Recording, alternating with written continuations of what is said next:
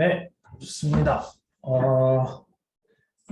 리뷰를 해보면 이제 첫 번째 지난 시간에 되게 프로그래밍을 하면서 맞닥뜨리는 좀 뭔가 사고적으로 되게 힘든 난관을 이제 제가 드렸었는데 리커전이라는 개념이 있었어요. 리커전은 어떤 함수가 자신을 실행하는 도중에 자기 자신을 한 번 더 부르는 과정이 있으면 이제 리커전이라고 했습니다. 그래서 리커전을 쓰면 이제 되게 고급스러운 작업들을 되게 간단한 코드로 할 수 있어서 좋긴 한데요. 이제 그런 거를 저희가 체험할 기회를 이번 수업 때 많이 드릴 순 없고 그런 걸 제대로 체험하려면 아마 좀 더 고급 단계로 가서 코딩을 하다 보면 와, 머리로 생각했을 때는 되게 복잡한 작업인데 구조가 반복된다는 이유로 코드를 이렇게 조금만 써도 다 되는구나 라는 걸 체험하실 수가 있어요. 그게 리커전의 힘입니다. 아까 방금 말씀드렸다시피 어떤 문제를 풀고 싶은데 그 문제가 계속 반복되는 구조를 가진다. n에 대해서 풀면 n 플러스 1에 대해서 풀 때도 똑같은 구조를 가진다. 그럼 저희는 한 스텝만 잘 고려하면 돼요. 한 스텝.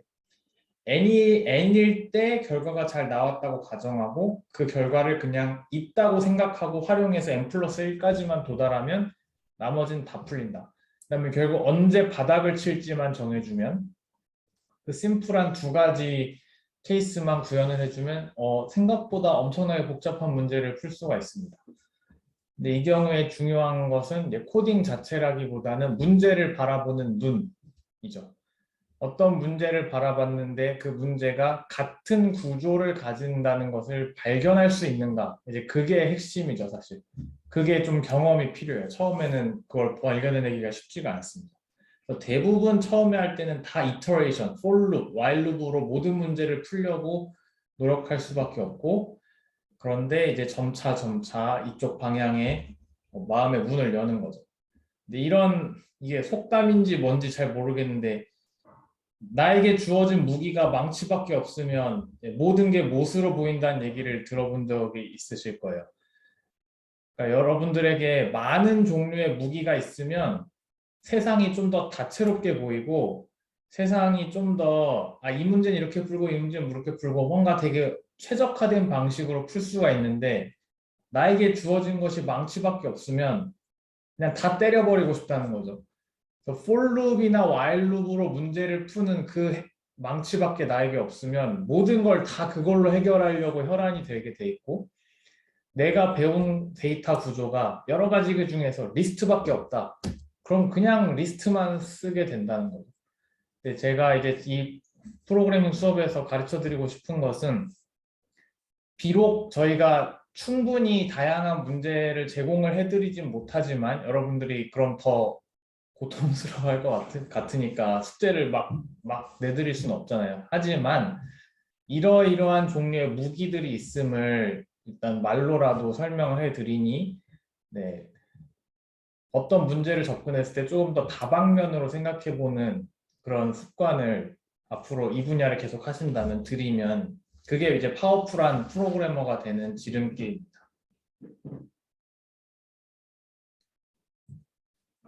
그래서 리컬전을 쓸 줄 알았더니만 솔팅이 갑자기 약간 다른 영역으로 진입했어요. 인서션 솔트, 셀렉션 솔트 다 되는데 다 좋은데 아이터레이션으로 푸는 거죠. 룹으로 푸는 거고 뭐 메모리도 추가 소모 안 돼서 좋아요. 이제 서로 자리만 바꾸면 되니까. 그런데 이제 두 가지 생각을 해보는 거죠. 메모리를 조금 더 써보면 어떨까? 네. 메모리를 좀 더 써서 시간을 아낄 수 있다면 그것이 뭐 때에 따라서는 남는 장사 아닌가라고 생각할 수도 있고 두 번째는 리컬전을 좀 쓰겠다. 리컬전을 쓰되 바이너리 서치처럼 반씩 쪼개는 메커니즘을 사용해 보겠다. 그게 동시에 뭔가 체화된 사람은 이런 류의 알고리즘을 만들 수가 있는 거죠. 만들어서 지금은 이제 이해하느라 급급하지만 아니 또는 코드를 외워서 이제 쳐보는 것에 이제 급급할 수밖에 없지만 계속 이런 종류의 사고방식에 노출이 되다 보면 이제 여러분도 사실 만들 수가 있습니다. 그래서 뭐 테크니컬 인터뷰 같은 거 볼 때 이런 종류의 문제가 당연히 나올 수가 있죠. 회사에서 볼 때. 그래서 멀티솔트의 타임 컴플렉시티는 5의 n 로그 n이었습니다. 왜냐하면 반씩 쪼개는 기작 때문에 층의 개수가 n개가 아니라 로그 n개가 되면서 n 곱하기 로그 n. 자, 로그 n은 층의 개수였고 그 앞에 붙은 n은 뭐냐면 결국 멀지 함수 돌릴 때 들어가는 시간. 멀지가 각 층마다 결국 n개씩 돌려야 되는 상황이 벌어져서 for 루프 하나가 통으로 돌아가니까 그래서 n 곱하기 로그 n이 되었고 메모리 컴플렉시티는 인서션 솔트나 셀렉션 솔트 같은 경우에는 필요 없어요. 추가로 필요한 게 딱히 없어요. 그냥 스와핑만 하면 돼서. 근데 멀티솔트는 썸 리스트를 만들어서 카피를 해놔야 됐다. 그래서 결국 원래 리스트의 개수만큼 복사를 해놔야 되기 때문에 ON이라는 메모리 컴플렉시티가 필요했습니다.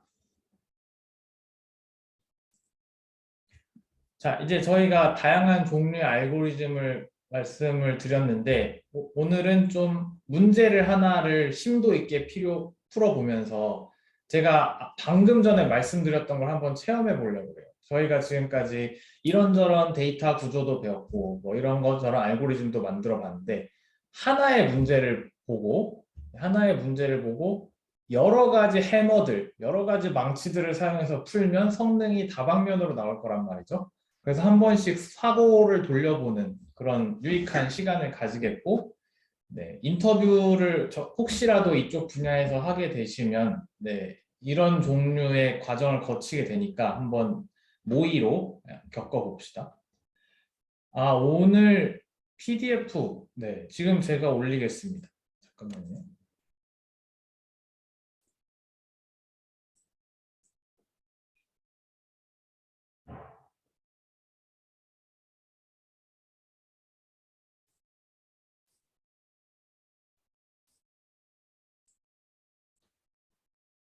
네, 올렸습니다.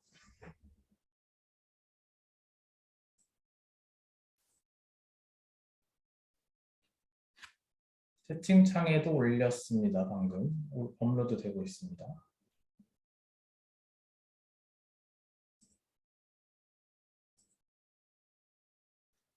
자, 그럼 갑시다. 알고리즘 디자인. 자, 우리는 이제 어쨌든 프로그래밍을 하는 이유는 문제를 풀고 싶어서요. 실생활에 주어진 문제를 컴퓨터를 통해서 풀고 싶은 거죠. 그래서 프로그래밍을 하는 거기 때문에 일단 문제를 파악하는 게 무진장 중요합니다. 알고리즘을 디자인할 때 그냥 무턱대고 손부터 가면 망할 수 있어요. 간단한 문제야 그렇게 풀 수 있지만 그렇지 않은 건 일단 문제를 고찰해야 됩니다. 그런 류의 얘기를 제가 이미 했는데 우리 펑션 디자인 가이드라인 할 때 모듈 2-1-4에서 펑션 디자인 가이드라인 할 때 비슷한 얘기를 했어요. 일단 문제를 이해합시다. 문제. 그리고 우리가 지금까지 많은 무기들을 배웠기 때문에 그냥 머리에서 바로 떠오르는 그것이 최적의 답은 아닐 수도 있다는 걸 인정하고 잠시 멈춰서서 어떠한 식으로 풀 수 있을지를 좀 생각을 하면서 고찰을 해봐야겠습니다. 네. 그때 조금 더 생각하는 게 나중에 훨씬 더 효율적이에요. 그 성능이 빨라지기 때문에. 근데 내가 이 개발하는 거에 혈안이 돼서 생각을 좀 덜 하고 개발을 해버리면 나중에 그거 수선하는데 훨씬 더 시간이 많이 걸립니다. 그래서 그 트레이드 오프, 장단점을 잘 계산을 해서 일단 좀 고찰하는 훈련을 해봅시다.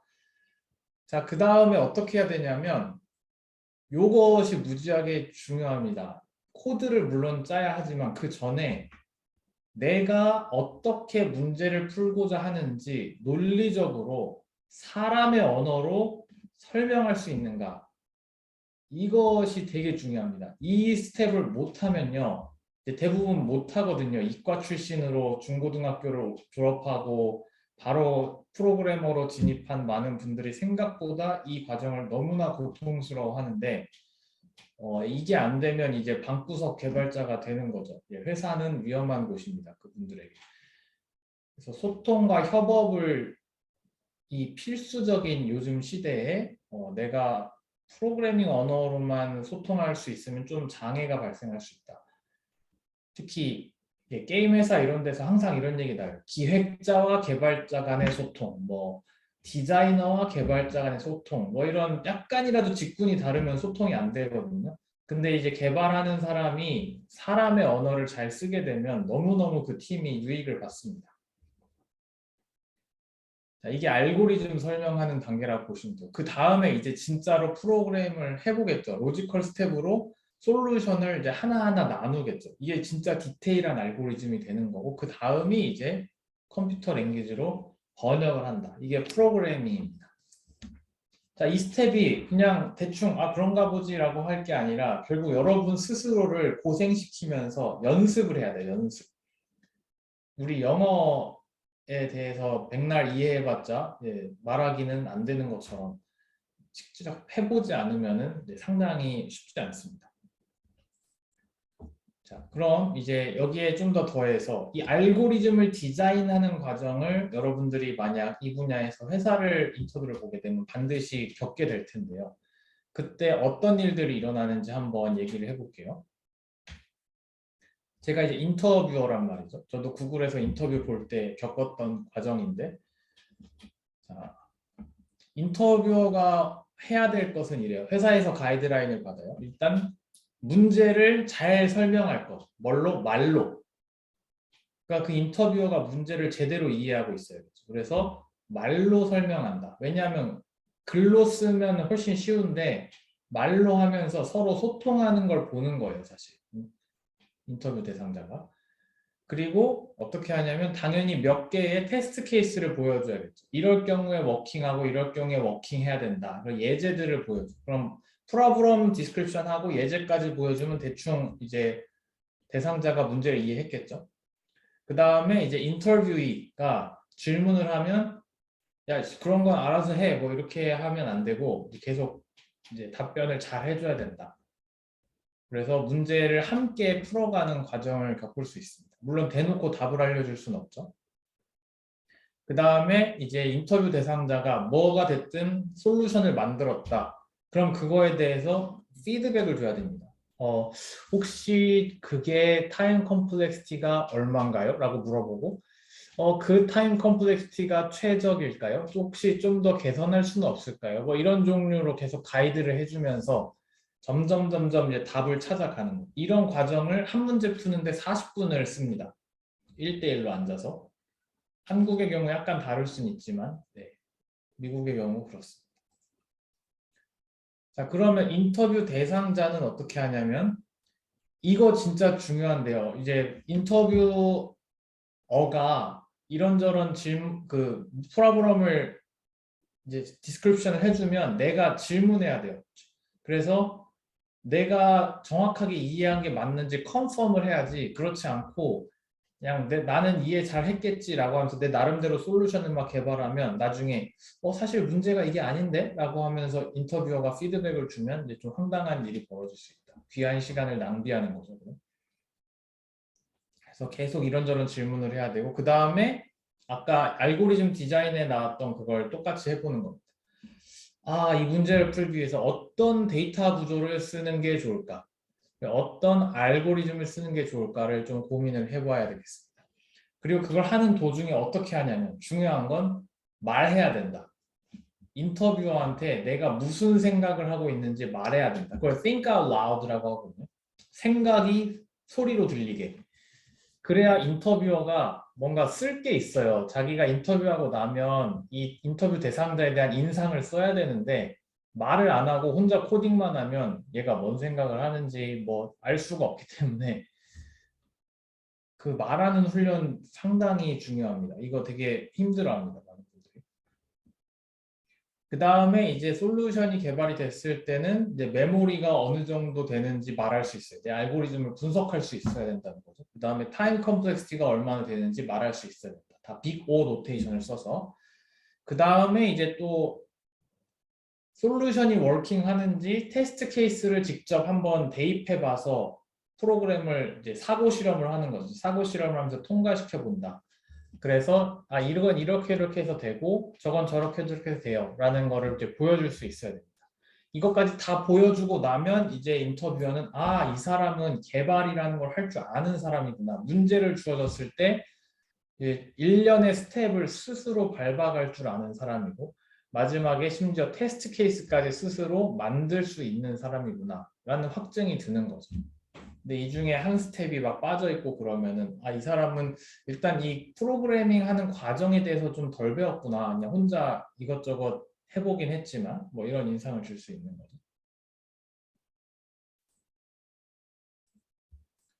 그래서 회사가 원하는 사람은 어떤 사람이냐 인터뷰를 하는 과정에서 엔지니어를 뽑고 싶은데 뭘 하냐면 내가 뭘 하는지 명확하게 아는 사람.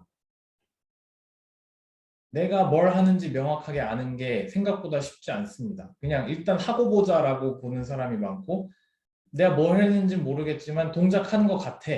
왜 동작하는지 모르겠어. 근데 동작하는 것 같아. 이러면서 다시 내 코드를 보기도 싫어하는 사람들도 꽤 많다는 거죠. 그런데 이제 그럼 회사 입장에서 엄청 위험해요. 리스키해요. 나중에 에러가 발생할 때 고칠 수가 없어요. 그래서 자기가 뭘 하는지 아는 사람, 그 다음에 자기가 뭘 하는지 심지어 설명할 수 있는 사람. 설명을 못하면 안다는 뜻이 아니에요. 사실 많은 경우에 대해서. 너가 멍청해서 못 알아듣는 거야 라고 말하면 이제 비겁한 겁니다. 많은 경우에. 그렇게 하면 안 되고 친절하게 다가가서 설명해낼 수 있어야 된다. 그래서 이런 케이스가 이제 위험한 거죠. 내가 프로그램을 만들었는데 동작해. 너무 행복해. 그런데 개발하는 과정이 너무 복잡하고 힘들었고 어떻게 했는지 기억도 잘 안 나. 이런 악몽 같은 과정을 내가 절대 복귀하고 싶지 않고 내 코드를 돌아가서 읽기도 싫어. 너무 지저분해. 이렇게 되면 방구석 개발자가 되는 겁니다. 회사에서는 쉽지 않다. 모든 것은 소통에 기반해서 이루어져야 합니다. 회사에서는. 그다음에 반대 경우, 정말 원하는 경우. 자, 나는 문제를 분석했어. 분석을 했고, 그다음에 어떤 데이터 구조 알고리즘을 쓰면 좋을지 계획을 세워봤어. 이런저런 옵션이 있음을 생각해봤고, 그 중에서 이게 최적임을 어떤 논리적 과정에 의해서 선택했다. 그러면 너무너무 좋은 거고요. 그다음에 내 솔루션에 대해서 시간이 얼마나 드는지 메모리가 얼마나 드는지 분석할 수 있다. 그 다음에 심지어 이게 오류 없이 동작한다는 것을 적어도 괜찮은 테스트 케이스, 대표적으로 꼭 검증해야 되는 테스트 케이스들이 있어요. 알고리즘 종류에 따라서. 그거를 가지고 내가 검증할 수 있어. 그러고 나는 이걸 설명해낼 수 있다라고 하면은 이제 너무너무 좋은 거죠. 이 사람을 뽑으면 우리 팀에 무조건 보탬이 되겠다. 우리가 현재 어디에 있냐면 우리는 정말 기초적인 데이터 구조와 알고리즘들을 일단 배웠습니다. 그리고 당연히 더 파워풀한 데이터 구조도 있고 알고리즘들도 있는데 이거는 이제 저희 수업에서 다루진 않을 거고 자료 구조에 대한 수업, 알고리즘에 대한 수업이 아예 따로 있잖아요. 저희 데이터 사이언스에도 데이터 사이언스를 위한 컴퓨팅 1이라는 수업이 있는데 지금 저희는 컴퓨팅의 기초 수업을 제가 가르치고 그 윗단계인 컴퓨팅 1이 있는데 거기에서 좀 다루는 게 있고 컴공이나 뭐 전기공에서도 당연히 다루는 게 있습니다. 자료구조 수업 혹은 알고리즘 수업 이런 것들을 다루면 여러분들에게 더 많은 무기가 생기는 거죠. 그러니까 이런 무기들을 갖출 때 여러분들이 진짜 주의해야 될 것은 그 무기 하나하나를 이해하는 것에 그치는 것이 아니라 얘네들을 나의 창고에 넣어놓는 거예요. 결국은 우리는 문제를 풀고 싶은 거지 뭐 무기 하나를 갖추고 이해하고 그게 끝이 아닙니다. 그래서 나의 창고에 다양한 무기를 갖췄으면 실제 어떤 문제가 닥쳤을 때 걔네들을 꺼내서 쓸 수 있어야 된다. 그게 이제 되게 중요한 겁니다. 자, 그리고 문제를 그럼 많이 풀어봐야겠죠, 사실. 문제를 많이 풀어봐야 될 텐데, 뭐, leetcode.com이라는 이제 미국에서 되게 인기 있는 사이트가 있어요. 여기 들어가면 정말 다양한 문제들을 볼 수가 있고, 뭐 한국에선 백준도 많이 풀죠. 그래서 저희 미국에선 보통 실리콘밸리의 테크 기업의 소프트웨어 엔지니어로 입사하려면 이 리트코드닷컴에서 한 3, 400 문제를 푼다. 그러면 보통 입사를 합니다. 네. 그리고 이제 구글이나 이제 메타 같은 좀 소프트웨어 중심 기업들은 그 난이도가 이지, 미디엄, 하드가 있는데 하드까지 어느 정도 건드릴 수 있으면 거기에 입사할 수 있고 보통 그게 아니라 뭐 애플, 뭐 아마존 그 정도까지만 내려가도 한 미디엄 수준까지 많이 다루는 것 같아요. 여러분들이 시간을 들여서 한 여기에 있는 문제들을 진짜 3, 400 문제를 풀어나갈 수 있으면 사실은 네, 입사는 그것만 알아도 되는 거거든요. 소프트웨어 엔지니어의 기본 자격을 갖추신 겁니다. 그래서 저는 일단 가장 유명한 문제 하나를 같이 풀어볼 거예요. 가장 유명한 문제 투썸이라는 문제인데 리트코드에서 1번 문제입니다. 1번 문제. 문제가 한 1200개 넘게 있을 거예요. 그 중에 1번 문제. 이지 프로블럼인데 지금 풀기에는 어려울 수도 있지만 어쨌든 이지 프로블럼입니다. 뭔지 제가 한번 설명을 해볼게요. 문제를. 자, 어떤 리스트가 있어요. 리스트가 있는데 리스트가 엘리먼트들이 다 정수로 이루어져 있는 리스트가 있습니다. 그런데 제가 뭘 하고 싶냐면 어떤 타겟 숫자를 주면 제가 그 리스트에서 뭘 해야 되냐면 두 개의 숫자를 뽑아내야 됩니다. 두 개의 숫자를 더했을 때 타겟 숫자가 되는 두 개의 숫자를 뽑아내야 돼요. 리스트에서. 인풋은 타겟 숫자가 되고 그 다음에 그러니까 리스트와 타겟 숫자 두 개가 인풋으로 들어가면 나는 그 리스트에서 두 개의 숫자를 뽑아내야 된다. 그래서 두 개의 숫자를 합하면 타겟이 돼야 됩니다. 그렇게 두 개의 숫자를 뽑은 다음에 리턴으로는 뭘 하냐면 그 두 개의 숫자가 리스트에 어디에 있는지 인덱스 두 개를 리턴해 주면 됩니다. 인덱스 두 개. 그게 문제거든요.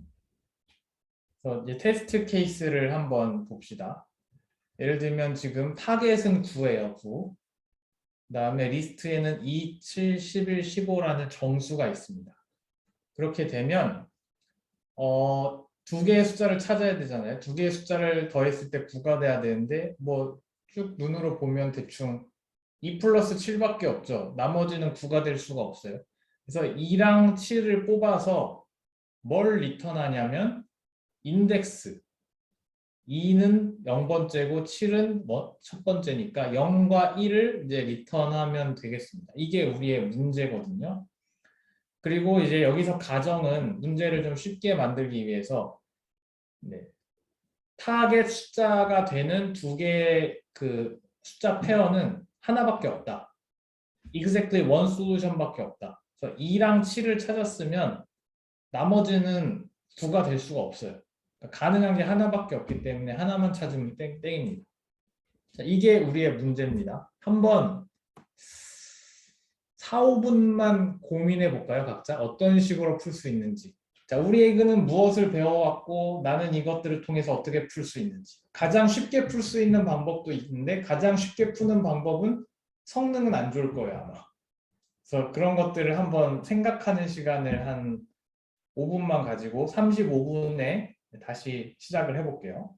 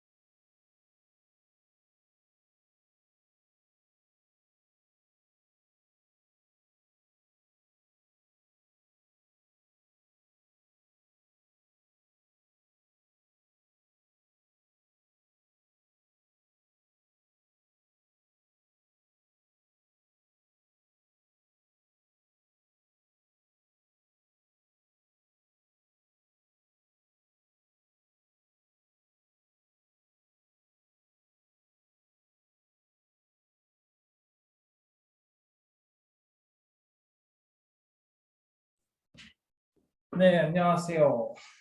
생각을 다들 많이 해보셨나요?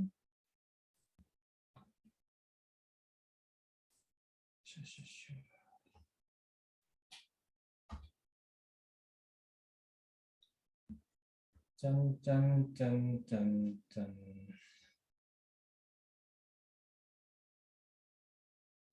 자, 저도 다시 화면 공유를 하겠습니다.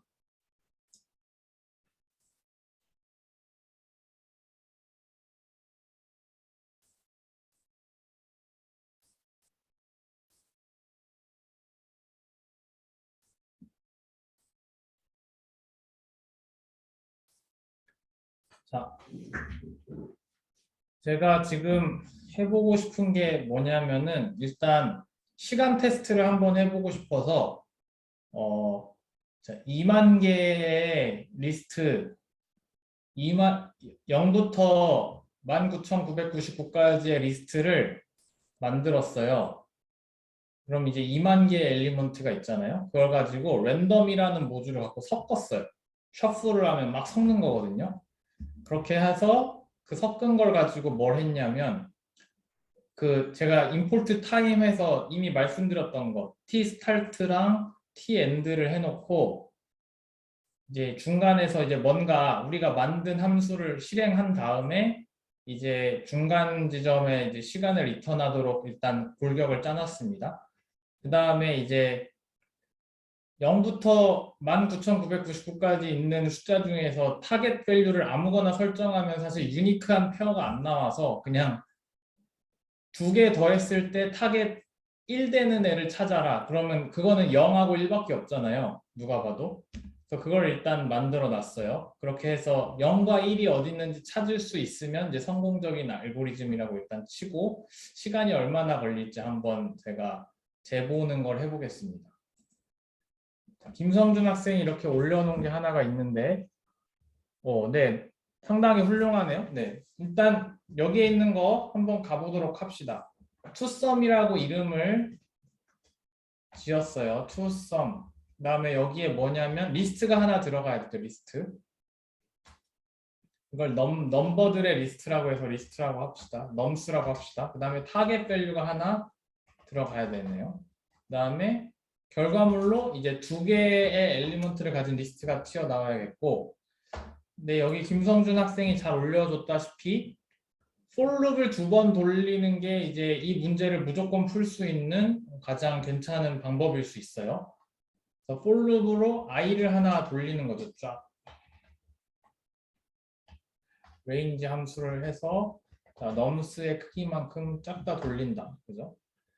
그 다음에 i를 다 돌려가면서 그다음에 또 하나 j를 끝까지 다 돌리면서 결국은 2개의 합을 일일이 다 체크해 보면은 네, 답이 안 나올 수가 없겠죠. 그죠? j도 똑같이 돌려본다. 그리고 그다음에 만약에 nums i랑 nums j가 타겟과 같으면 return i, j를 합니다. 자, 이렇게 하면은 뭐 큰 문제 없이 일단 답을 잘 찾을 수 있겠죠. 그죠? 음,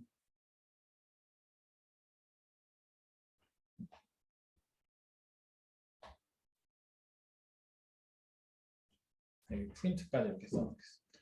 자, 그럼 이렇게 해서 제가 한번 돌려볼까요? 짠.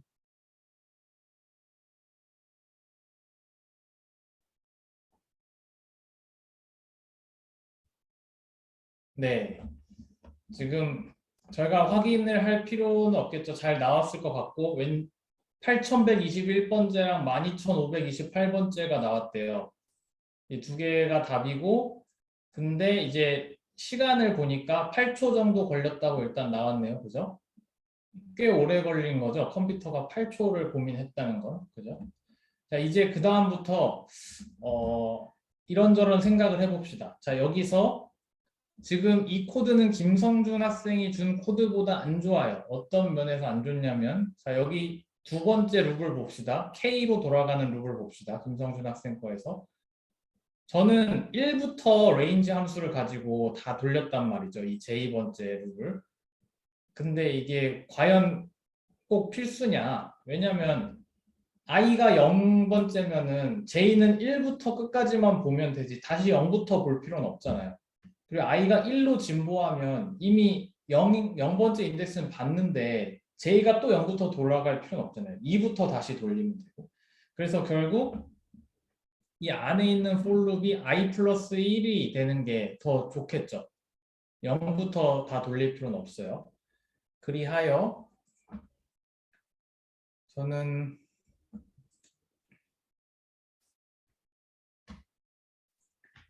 조금 다르게 이제 여기서 투썸 뭐 버전 2라고 합시다. 투썸 버전 2를 만들어서 여기에 i 플러스 1을 넣겠습니다. 이렇게 한 다음에 똑같은 걸 실행해 보죠. 이번엔 투썸 버전 2. 잘 돌아가는지 확인해 봐야겠네. 짠.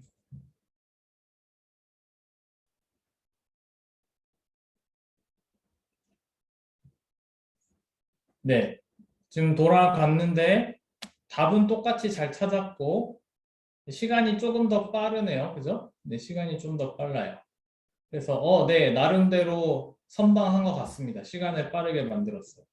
그런데 일단 빅 O 노테이션 기준으로 분석을 해보면 자, 아까 제가 만들었던 이 코드가 빅 O로 보면은 5의 n 제곱이죠. 왜냐하면 폴룹 안에 폴룹이 들어갔으니까. 그리고 메모리 컴플렉시티는 딱히 없어요. 제가 뭐 따로 카피하고 그런 거 없으니까. 그죠? 근데 이제 김성준 학생이 추천해준 이 코드는 한면으로는 되게 괜찮아요. 왜냐면 이쪽 부분이 줄어들었으니까. 그런데 빅 O의 관점에서 보면 똑같습니다. n제곱이죠. 똑같이. 여기가 있다고 뭐 n으로 바뀌고 그러진 않겠죠. 그래서 order of growth 측면에서 똑같고 하지만 세세한 성능에서 따지면 약간 더 좋아지는 건 있다. 이 정도로 알아주시면 좋을 것 같고. 그래서 제가 여기에 딱 써놨죠. 네. 제가 이걸 가지고 원래 1시간 내내 그 대학원 수업에서는 같이 토론을 하는데 다른 분들이 막 구글 닥에 쓰면서 프로그래밍하고 막 그래요. 그럼 보통 첫 번째 푸는 분들이 이렇게 풀고 두 번째 푸는 분들은 이렇게 풉니다. 그걸 바탕으로 진보해서 i 플러스 1로 하면 여기가 2분의 1로 주는 건 좋은데 꼭 뭐 엄청난 성능의 향상이 있진 않다. 자, 이제 그 다음이 이제 좀 이제부터는 생각이 필요해요. 내가 데이터 구조를 배운 사람이라는 말이죠. 데이터 구조를 배운 사람이라면 과연 이렇게 폴룹을 2개 돌리는 것만이 정답인가라는 생각을 해볼 수 있는데 자, 딕셔너리라는 걸 써볼 수가 있어요. 딕셔너리라는 걸. 어떻게 쓰는지 한번 볼까요? 자, 폴룹을 한번 돌려요. 폴룹을 한번 쫙 돌리면서 각 숫자마다 그 숫자가 인덱스가 뭔지를 딕셔너리에다 다 써놓는 거예요. 그럼 숫자를 통해서 인덱스를 접근할 수 있는 권한이 생겨요. 이렇게 해서 딕셔너리를 for loop을 하나 돌려서 쫙 만들어 놓고 그 다음에 뭐 하냐면 다시 한번 똑같이 for loop을 돌리는데 자, for loop 안에서 돌리는 게 아니라 바깥에서 한 번 더 돌리는 거니까 이제 컴플렉시티가 늘어나지 않죠. 그래서 이 상태에서 돌릴 때 어떻게 하냐면 이제는 타겟에서 이번 넘버를 뺀 거 얘를 찾는 거예요. 컴플리먼트. 나머지가 어디 있는지 찾고 싶은 겁니다. 근데 그걸 어디서 찾으면 되냐면 내가 딕셔너리에 다 만들어 놔가지고 이 컴플리먼트가 딕셔너리에 있으면 왜냐하면 넘버 i가 지금 다 들어가 있잖아요. 딕셔너리의 키로. 그래서 컴플리먼트가 딕셔너리에 있으면 뭘 리턴하면 되냐면 자 이번에 i랑 그다음에 컴플리먼트가 들어있는 키에 대해서 밸류를 찾으면 그게 사실 인덱스로 돼 있잖아요. 그래서 그거 리턴하면 끝납니다. 이게 발상의 전환인데 리스트는 다 인덱스를 기반으로 밸류를 찾게 돼 있는데 딕셔너리에서 그걸 바꿔버린 거다.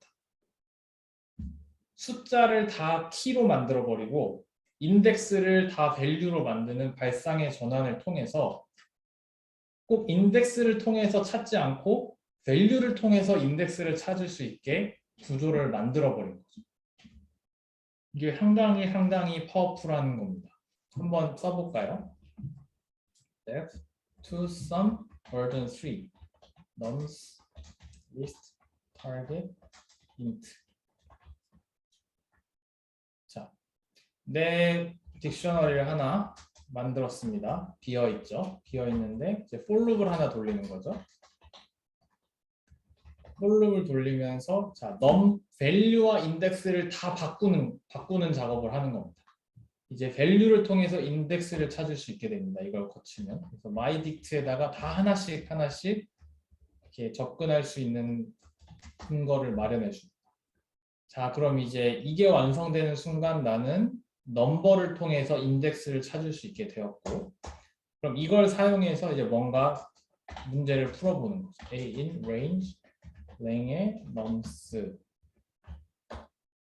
내가 찾고 싶은 숫자는 뭐냐면 2번 넘버, i번째 인덱스에 있는 넘버랑 타겟을 같이 고려해서 타겟 마이너스 2번 넘버, 딱 정확하게 타겟에서 2번 넘버를 뺀 숫자가 딕셔너리에 있으면 답이고 없으면 이번 턴은 아닌 거예요. 그래서 complement는 타겟에서 이번 턴에 해당하는 숫자. 그래서 이 숫자가 딕셔너리에 있으면 정답을 구할 수 있고 없으면 다음 숫자를 노려봐야겠습니다. 만약에 complement가 myDict에 있으면 return i랑 그다음에 그 complement를 통해서 도출한 인덱스 이 두 개를 이제 return하면 끝납니다. 짠. 똑같은 걸 해볼까요?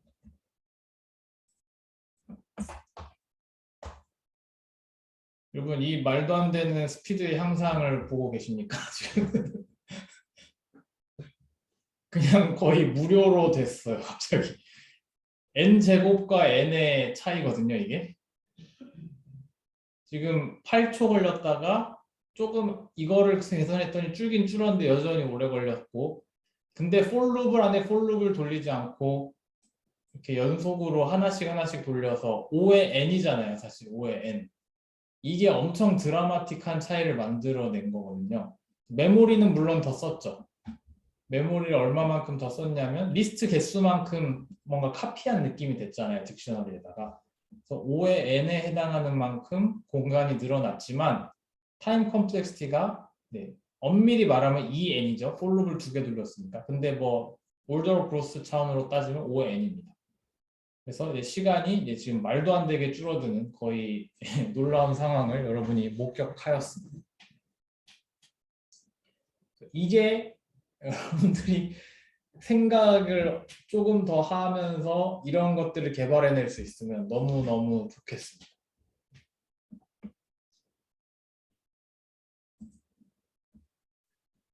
자, 여기서 심지어 한 단계 더 나갈 수도 있어요. 사실 심지어 한 단계 더 나갈 수도 있는데 뭐냐면 for loop을 한 번을 돌리면서 바로 끝내버릴 수도 있거든요.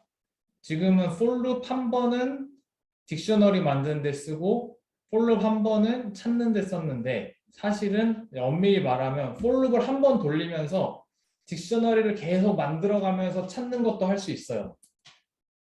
for loop을 한 번 돌리면서 어떻게 하냐면 자, 이번 턴에 내가 지금까지 만들었던 딕셔너리에서 답을 찾을 수 있으면 끝. 만약 못 찾으면 이번 숫자도 딕셔너리에 넣어주고 그 다음에 다음 숫자로 넘어간 다음에 자, 다음 숫자랑 현재까지 딕셔너리에 있는 거랑 매치를 해서 페어가 나오면 끝. 그렇지 않으면 다시 딕셔너리에 넣어주고 그런 식으로 계속 딕셔너리는 늘어나가면서 답을 찾아가는 방법도 있습니다. 근데 얘는 뭐 올더러 그로스 차원에서 딱히 변화는 없기 때문에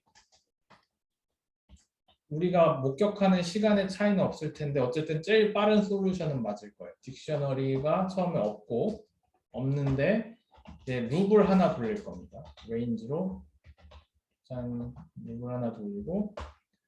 자, 여기서 만약에 넘스가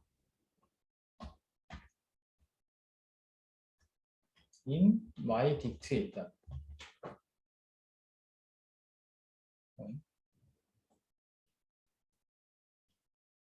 컴플렉시티가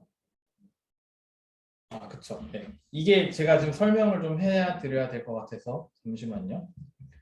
if 여기를 하기 전에 내가 딕셔너리를 채워가는 작업이 뭐냐면, 자, 현재 숫자가 nums i란 말이에요. 그럼 target에서 nums i를 빼요. 일단 이걸 먼저 하는 겁니다. target에서 nums i를 빼요. 그럼 이 컴플리먼트가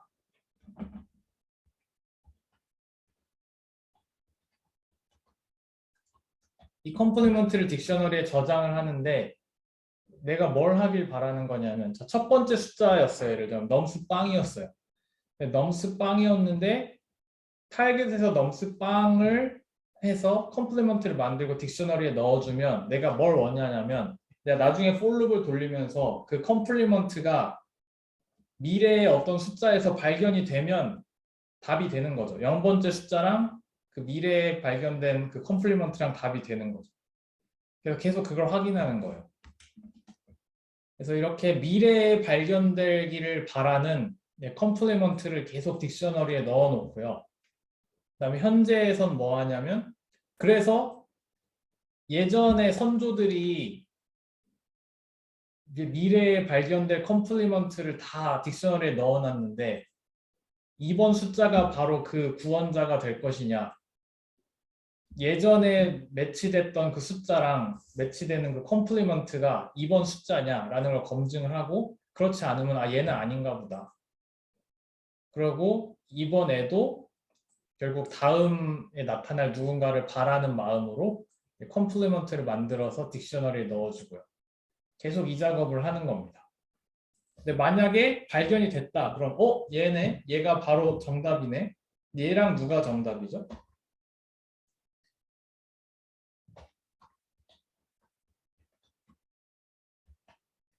이 넘스 i에 대해서 매칭됐던 어떤 인덱스가 있어요. 왜냐하면 제가 여기다가 myDict에다가 컴플리먼트를 달아놨어요. 그러니까 넘스 i를 직접 여기다 쓴 게 아니라 타겟에서 넘스 i를 뺀 컴플리먼트를 달아놓고, 그 컴플리먼트를 통해 2번 인덱스를 접근할 수 있게 해놨단 말이죠. 이게 한번 꼰 건데, 넘스 i를 통해서 i를 접근하게 만든 게 아니라 타겟 마이너스 넘스 i를 통해서 i를 접근할 수 있는 권한을 만들어 줬기 때문에, 자, 그래서 이 친구가 되게 중요한 거죠. 이 친구 이런 식으로 딕셔너리를 만들었기 때문에 나는 나중에 딕셔너리에서 얘를 발견하게 되면 이 넘스 i를 통해서 예전에 저장됐던 인덱스를 바로 가져올 수 있다.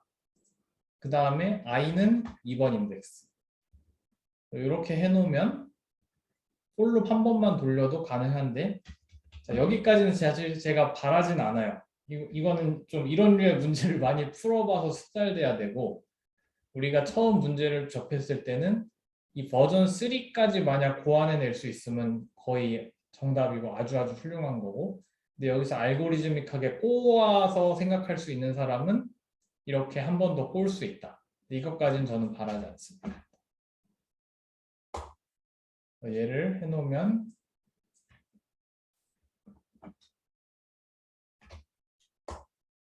네, 좀 더 빨라졌죠? 좀 더 빨라졌어요. for 룹을 하나만 돌렸기 때문에. 하지만 어쨌든 이것까지는 바라지 않는다라고 보면 되겠습니다.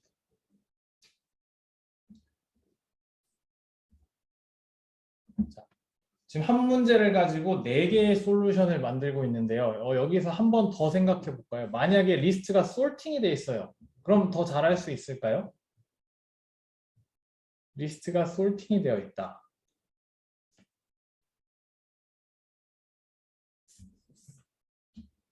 더 잘할 수가 있는데, 이거는 알고리즘 수업에서 아마 다룰 거예요. 다음 단계 알고리즘 수업이 있으면. 투 포인터라는 유명한 알고리즘인데요. 양옆에서 하나씩 가는 거예요. 제일 왼쪽, 제일 오른쪽에서 주어지고 그다음 계속 이렇게 가운데로 가면 답을 찾을 수 있는 알고리즘인데 왜냐하면 솔팅이 되어 있기 때문이에요. 보시면은 여기 i랑 j가 있죠. 제일 왼쪽에 빵, 그 다음에 제일 오른쪽에 length 마이너스 1로 해놓고 어떻게 하냐면 만약에 넘스 i랑 넘스 j가 타겟이 아니라면 계속 이 작업을 반복하는데 어떻게 하냐? 만약 타겟보다 작으면 어떻게 하죠? 키워야 되잖아요, 숫자를. 자, 숫자를 키울 때 어떻게 하면 되냐면 i를 증가시키면 숫자가 키워져요. 왜냐하면 j는 이미 갈 때까지 갔거든요.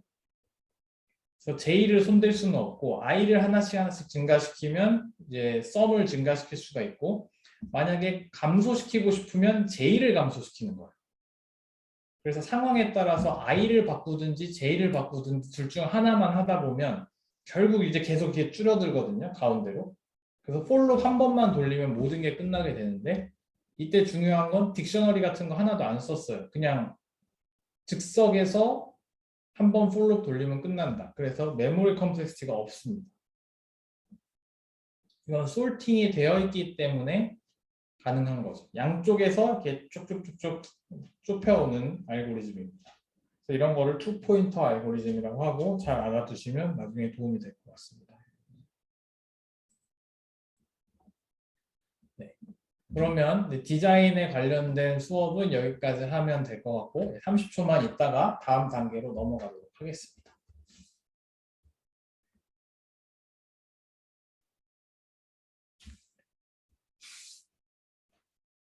질문은 있으면 계속 해주시면 돼요. 채팅창이든 뭐 자유롭게.